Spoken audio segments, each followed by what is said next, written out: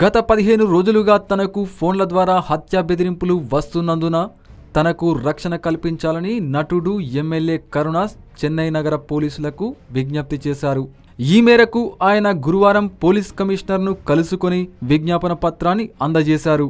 తాను ప్రజాసేవకుడిగాను, నటుడిగాను, నడిగర్ సంఘ ఉపాధ్యక్షుడిగాను ఎన్నో సేవా కార్యక్రమాలు చేపడుతున్నానని, ఆ మేరకు తనకు మంచి పేరు కూడా ఉందని, అయితే ఇటీవల ముఖ్యమంత్రి ఎడప్పాడి పళనిస్వామి విశ్వాస పరీక్షకు మద్దతుగా ఓటు వేసినప్పటి నుంచి తనకు హత్యా బెదిరింపులు వస్తున్నాయని చెబుతున్నాడు కరుణాస్.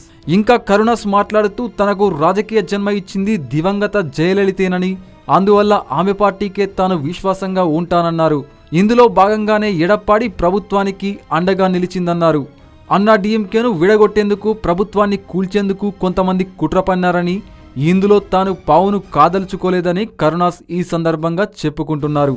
అయితే అమ్మలేని లోటును బాధపడుతూ కరుణాస్ ఈ విధంగా తన బాధను వ్యక్తం చేయడం గమనార్హం.